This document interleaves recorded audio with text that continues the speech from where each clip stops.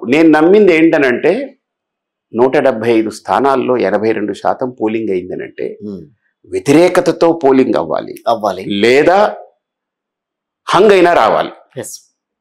Okay, లేదా కూటమికైనా పూర్తి majority రావాలి. ఈ మూడే జరగాలి. మూడోది జరిగింది. కానీ నేను ఆశించింది ఏంటంటే హంగ్ వచ్చి హిందూపూర్లో అంటే ఊహ ఒక చిన్న ఊహ అది. అంటే నేను గెలిస్తే ఇండిపెండెంట్ గా డెఫినెట్లీ నా అవసరం ఏర్పడితే నేనేం కోరుకుంటాను, నేను ఎవరికైనా సరే నేను మద్దతు ఇస్తాను. కానీ నా మద్దతు మీ పార్టీ వరకే, మీలో విలీనంగాను. నేను హిందూపురానికి నేను ఇవన్నీ మాటిచ్చాను. నాకు 6 నెలల్లో ఇవన్నీ ఎవరు నెరవేరుస్తారని మాటిస్తే మిగతావన్నీ పక్కకు పెట్టి నాకు హిందూపురం చేయగలరంటే వాళ్ళకి నేను మద్దతు ఇస్తానని చెప్పాను అనుకోండి, ఖచ్చితంగా కూటమే నన్ను కోరుకుంటుంది. మేము మద్దతు మీకు ఖచ్చితంగా నెరవేరుస్తాము, ఇవన్నీ చేస్తామని వాళ్ళే పిలుస్తారు. ఎందుకంటే ఖచ్చితంగా ఈ విషయంలో ఒక మాట, ఈ విషయంలో నాకు స్పష్టత ఏంటనంటే జగన్ అనేటువంటి వ్యక్తి ఎవడి మాట వినడు. మీకు అర్థమైంది కదా. ఇప్పుడు ఇక్కడ ఉన్నారనుకోండి, ముగ్గురులో ఎవరినైనా మనం కన్విన్స్ చేయించవచ్చు. అక్కడ ఒకడే ఏకపక్షం, అది వినడు. కాబట్టి నా మద్దతు తోటి ఖచ్చితంగా కూటమికి ఏమైనా ఉపయోగపడిందే అనుకోండి, నేను నిలబడి గెలిచాననుకోండి, నేనేమీ కౌగులించుకోక్కర్లేదు. కానీ నా అవసరం అక్కడ ఏంటంటే నేను వాళ్ళకి ఇచ్చినటువంటి మేనిఫెస్టో నేను నెరవేరిస్తే నాకు చాలా హ్యాపీగా ఉంటాను. 6 నెలల్లో 5 ఏళ్ళు నేను కింద మీద పడి చేయాల్సి వస్తే ఒకవేళ నన్ను గెలిపించుకుని ఉంటే నా మీద భారం ఉండేది. కాబట్టి ఇప్పుడు నాకు ఆ భారం లేకుండా చేశారు వాళ్ళు. ఓకే, ఇబ్బంది లేదు నాకు ఇప్పుడు. సో కాబట్టి నా చేతిలో ఏమి లేదు కాబట్టి నేను చేయాలన్నా నేను చేయలేను, ఇప్పుడు కష్టం నాకు. కాబట్టి నేను ఈ ఆలోచనతో ఊహించాను, అదేవి నేనేం బయట చెప్పలేదు. కానీ అక్కడున్న మీడియా మిత్రులతో ఎప్పుడు సరదాగా చెప్పేవాడిని, స్వామీజీ మీరు ఇలా కష్టపడుతున్నారంటే ఏమోనయ్యా, ఈ కష్టానికి ఇండిపెండెంట్గా గెలిచి చెరో 87 వస్తే 88కు ఒక్కటి ఏదైతే ఉందో అది మనం ఎందుకు కాకూడదు, అలా జరగకూడదని కూడా ఏం లేదు కదా. మీరు 123 వస్తుందని ఎట్లా చెప్పగలిగారు? అందుకనే ఆయనకి ఎక్కువ వస్తుంది అనేటువంటిది నేను విన్నాను, కానీ నాకు అంత అనిపించలేక నేను అలా మాట చెప్పాను.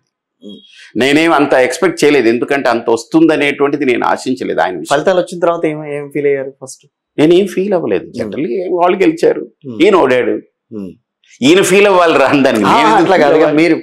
మీరు అనుకున్నది కూడా అక్కడ రాలేదు కదా. నేను అనుకోలేదు కదా, విన్నది చెప్పాను అంతే. ఇప్పుడు టీవీలో నేషనల్ మీడియాలు అన్ని చెప్పాయండి, ఇలా 24, 23 ఎన్నో సర్వేలు ఆయన మొత్తం సర్వేలు ఇచ్చాయి. సోషల్ మీడియా ఏది ఓపెన్ చేసినా అదే వచ్చింది. చెప్తున్న ఎగ్జాంపుల్.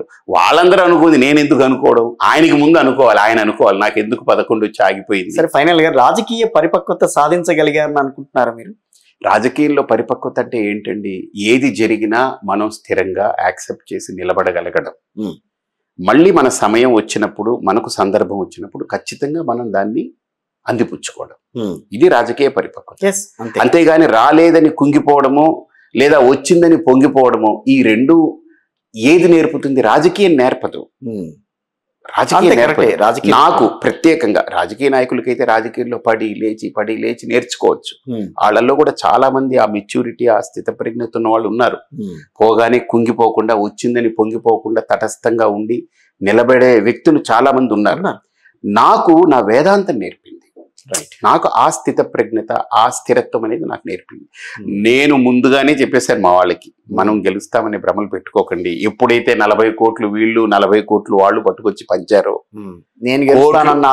ఆలోచన విరమించుకోండి. ఫస్ట్ మన ప్రయత్నం చేశాం. అందులో అన్నారు మనం ఇంత నేనేం పోరాడలేదు, నేను ఒక యజ్ఞంలా భావించాను. నేను యుద్ధం చేయలేదు, యజ్ఞం చేశాను అంతే. ఒక యజ్ఞంలా చేశాను. నా సంకల్పం, నా మాట నేను నిలుపుకోవాలి, నేను ఒక యజ్ఞంలా చేశాను. That's it, finish. కానీ గెలిచామా అది వేరే విషయం. మన మీద పెద్ద బాధ్యత ఉంటుంది. మన ఒళ్ళు దగ్గర పెట్టుకుని మనం చెప్పినవన్నీ నెరవేర్చుకుంటూ ముందుకెళ్ళాలి.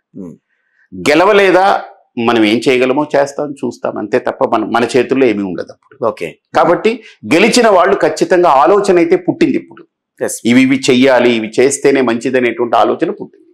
మంచి జరుగుతుంది, చూద్దాం. రైట్, నెక్స్ట్ అంటే ఇప్పటి వరకు రాజకీయాలకు వెళ్ళాం, కొంచెం ఈ పార్ట్ కూడా మాట్లాడతాను. ధర్మ సంస్థాపన కోసం తెలుగు రాష్ట్రాల్లో మీరు ఇప్పటికీ కొన్ని చేసుకుంటూ వచ్చారు, చేస్తారు రాబోయే రోజుల్లో. కానీ ఇక్కడ మనం ప్రధానంగా గమనించాల్సింది, ఉత్తరప్రదేశ్ లాంటి రాష్ట్రాల్లో హిందువులకు ఇస్తున్న ప్రాధాన్యత ఈ మన తెలుగు రాష్ట్రాల్లో చాలా తగ్గుతూ వస్తుంది రోజు రోజుకి. గత ప్రభుత్వాలు అవలంబించిన విధానాలు కావచ్చు, లేకపోతే అక్కడున్న కొన్ని సామాజిక సమీకరణాల విషయంలో వాళ్ళు పడుతున్న ఇబ్బందులు కావచ్చు, ఇవన్నీ కావచ్చు. కానీ మనకి ఎక్కువగా తిరుమల తిరుపతి దేవస్థానం మీద కాన్సన్ట్రేషన్ ఉంటుంది ఎవరికైనా తెలుగు రాష్ట్రాలను కానీ. అక్కడ అన్యమతస్తులు ఉంటున్నారు, వాళ్ళను కూడా ప్రేరేపిస్తున్నారు. అక్కడ ఒక్కటే కాకుండా మిగతా చాలా చోట్ల కూడా అన్యమతస్తులకు అవకాశం కల్పిస్తున్నారు. సో ఇలాంటిది మీలాంటి